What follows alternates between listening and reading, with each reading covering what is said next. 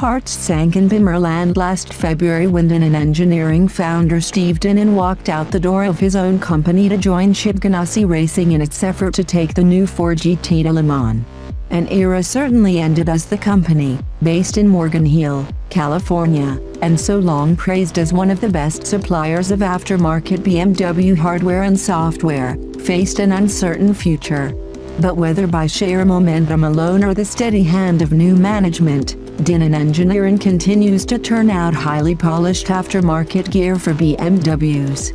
Well, we're certainly reassured after driving the 530 HP Dinan S1 M4, which sharpens and refocuses a car that in stock form is drifting in the direction of a luxury GT. For nearly 3 decades, Dinan has sent us demonstrators loaded up with a range of catalog items, and in turn we've gushed with slack-jawed amazement. However, it's getting harder and harder for the aftermarket to dazzle us as automakers get better at delivering ultra-high performance on their own or through specialty sub-brands. For companies like Dinan, there isn't a lot of low-hanging fruit anymore. The S1 M4 isn't like most of the previous Dinans we've tested, in that it hasn't had a cost-no-object engine gutting and rebuilding.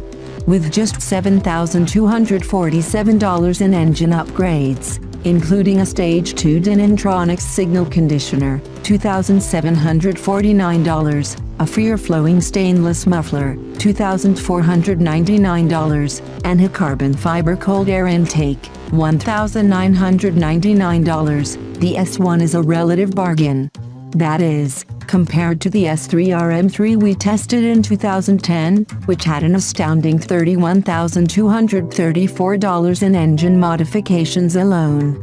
Okay, so this new car doesn't offer the audacious engine porn we're accustomed to from Dinan, but it does claim a bump of 105 horsepower and 98 lb-ft of torque at a price most M4 drivers can afford.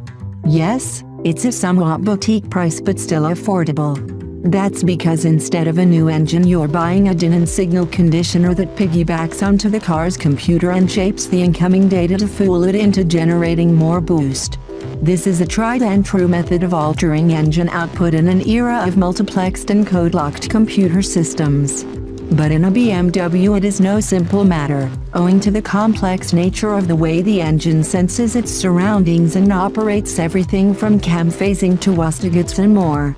If you're going to bolt a signal conditioner into a BMW, you want it from a company that knows its business, and also offers 50 state legal compliance and a 4-year, 50,000-mile warranty. The problem was that we couldn't verify the performance claims on the test track. The S1 M4 ran from 0 to 60 miles per hour in 3.8 seconds, a tenth slower than a stock M4 with the DCT automatic we tested last year. The Dinan turned a 12.02 quarter mile at 122 miles per hour, again, pretty much what we got with the stalker. We questioned Dinan about it and technical director Casper van der Schoot responded at length and with several points. First, BMW's factory horsepower ratings tend to be conservative, he says, and the stock BMW M4 does not make the advertised 425 horsepower and 406 lb-ft, at least, not on Dinan's dyno. There, it makes 484 horsepower and 446 lb-ft of torque. With the company's Dinantronics piggyback installed, the power increase is thus more like 46 horsepower and 58 lb-ft, a more modest, and believable, improvement. Dinan put its S1 M4 back on their dyno after we tested the car to recheck the output and found that their car was still producing the claimed 530 horsepower and 504 lb-ft. If what van der Schoot says is true, the most improvement in the 60 mph time you could expect is maybe 0.2 seconds, and that's assuming the tires and test conditions were the same, which they weren't. Our M4 DCT test happened in Michigan in August 2014, while the Dinan S1 M4's test was conducted in July in the California desert. 2 locations, 2 different types of fuel. For the most part, California pumps serve only 91-octane premium gasoline, while Michigan pumps offer as high as 94. Also, California's unique summer blend of fuel prioritizes smog reduction over power production, says van der Schoot. In their experience, BMWs are very sensitive to octane differences in fuel quality, the computer aggressively dialing back the ignition to prevent pre-detonation. What does it all mean? All things being equal, the Dinan upgrade may chisel a few tenths off the stock M4's performance, but it's not going to turn it into a Bugatti Veyron. Check out Dinan's website for the detailed evidence the company offers. The seat of your pants will confirm that it's certainly not slow, and in some mid-range situations, such as dropping the hammer on the freeway to dive for an opening, the Dinan's Surges indeed at least feel a little stronger and also sound louder and crisper thanks to the new exhaust. We did see some trimming in the 30 to 50 and 50 to 70 times, by 0.1 second each, and a serious cut in our 5 to 60 mph test, from 4.7 seconds down to 4.1, and in the run to 160 miles per hour, which dropped by 0.8 second. So some extra power is definitely there. The suspension equipment is perhaps the best use of funds if you're on a budget. A set of adjustable Dinan coilovers runs $1,599, while new control arms that increase negative camber for sharper steering response are $1,099. Add the adjustable anti-roll bar set, 2 bars and hardware for $900, and you have an M4 with all the flab milled out of it. Not that the stock M4 is flabby, but it does have a compromising compliance that many owners would call livable but some would call insufferable. The Dinan suspension tweaks don't make it brutal, but it is firmer and less forgiving over the rough stuff. The body stays flatter through the corners, and the up-down motion is pared down to short, clipped shivers.